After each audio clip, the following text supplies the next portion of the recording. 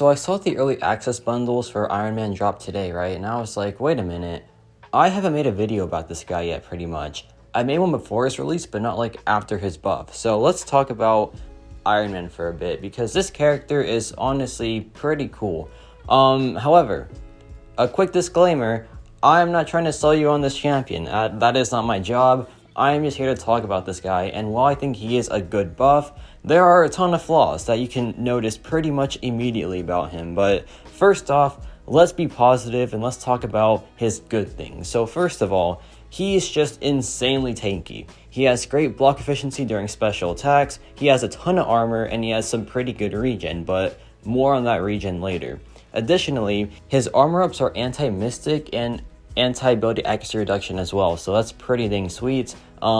If you don't know, his armor ups on expiry power lock the opponent, which counters mystic dispersion, so that's pretty dang good, and they cannot be ability accuracy modified besides cosmic characters, so pretty good stuff there. Additionally, he has easy access to armor break, just SP1 and you have 3 of them, really consistent, really strong, and when he's in arc reactor, he gets some massive armor breaks. Additionally, he has very easy access to prowess removal, just drop a special attack and it removes up to 9 prowess, I believe. Really good stuff there. It makes him a pretty good mutant counter in general. Is he Nimrod level?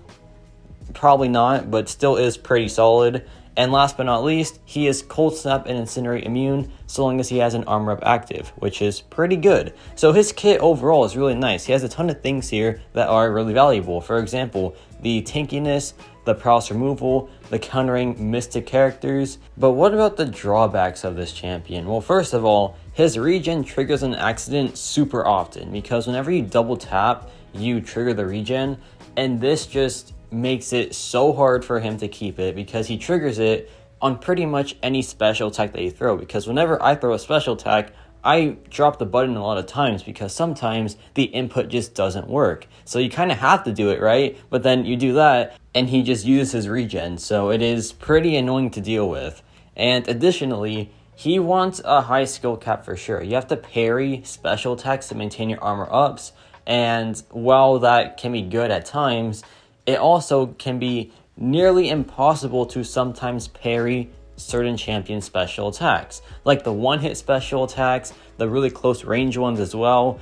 It can be super difficult and just super annoying to deal with. So that is my biggest drawback with him, because sometimes it just doesn't work at all. And it just is super annoying because either they're unblockable or the special attack is just super close range, or yeah, like one of those two things can happen a lot, right?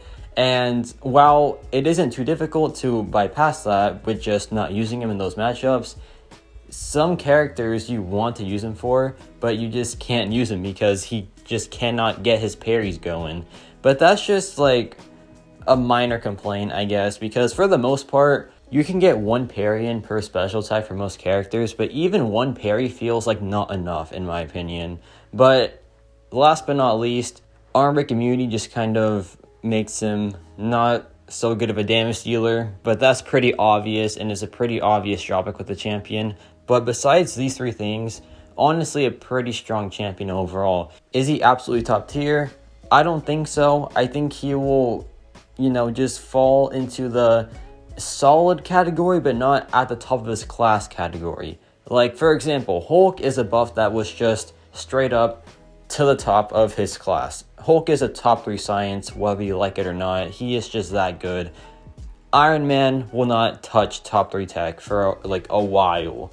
I mean, probably never, right? But that's how I feel so far. Is he good? Of course he is. He has some great damage output, some great utility, but I feel like this buff was a bit overappreciated in my opinion, but it still is a good one. It's just not like, Hulk level. It's not Juggernaut level. I think it's just a pretty good one, but not to the level of those really beyond god tier buffs.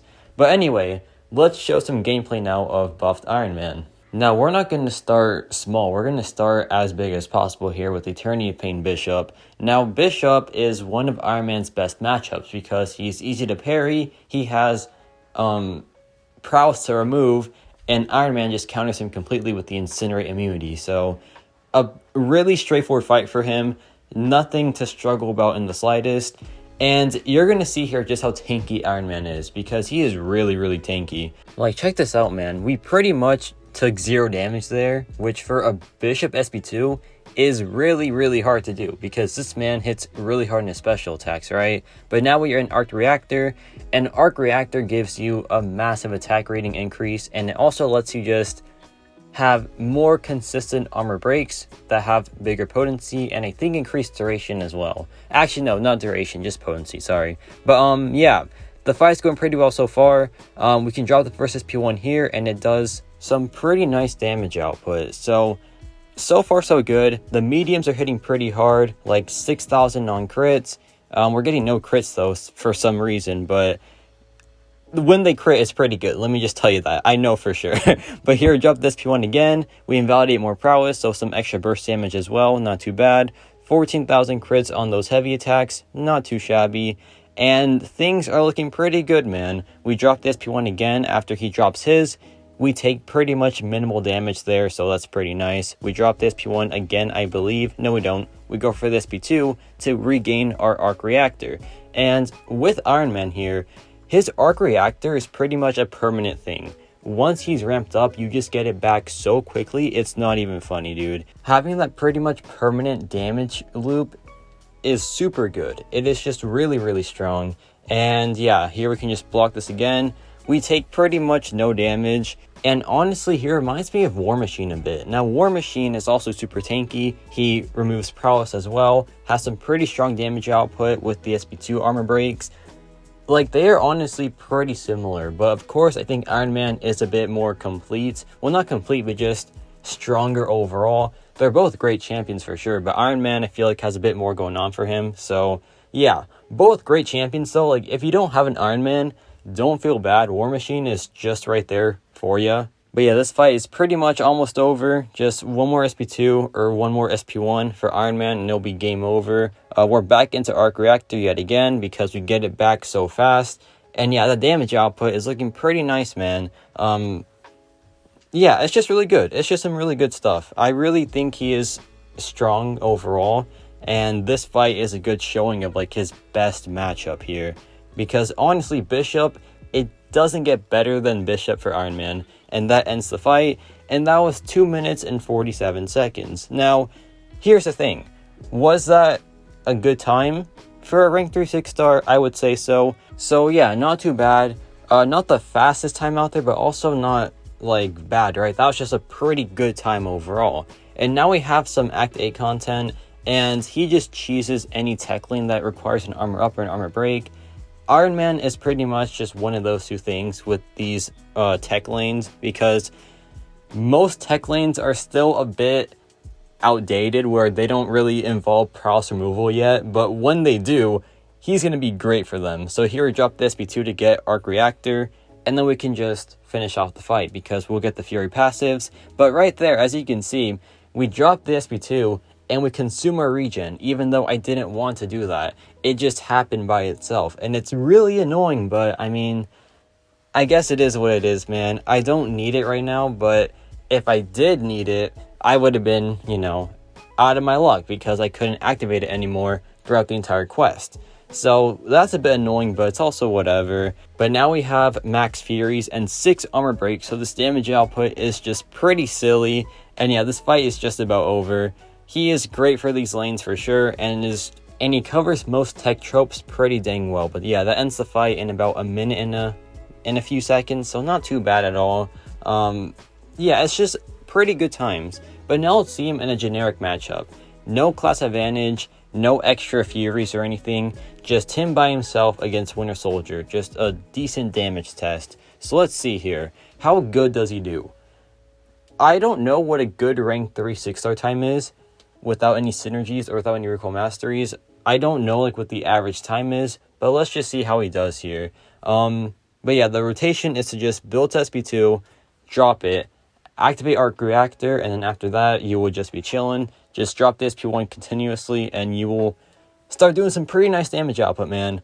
But here we can just parry as well. Now, Winter Soldier here is a really easy parry for his armor up pause, and that is a bit of an advantage for this fight, but regardless, You still get the parries quite often versus any other character, so it is what it is. But now we have some arm breaks going, and check out this damage output. 13,000 mediums, not too shabby at all.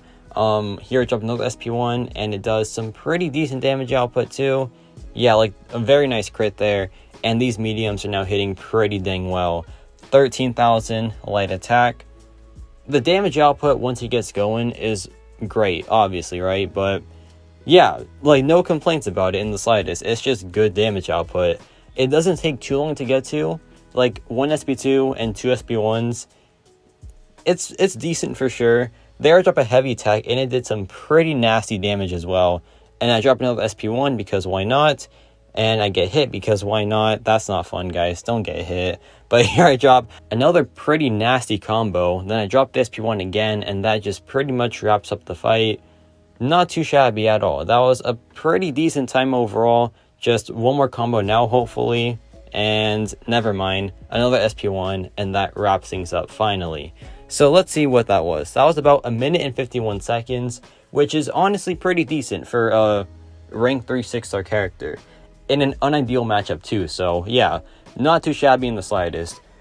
But Iron Man is a pretty solid buff. Is he like super top tier? I wouldn't say so just yet, but still is pretty dang good. Is he worth spending your life savings on? Probably not. I would just not do that. Like the early access bundles, while they have 10 paragons for $50, I wouldn't say it's worth it at all, right? But yeah, let me know your thoughts on Iron Man. Like I said, I think he's pretty good, offers some utility, some pretty meta utility as well, and has not too many downsides either. And yeah, that's about it for me.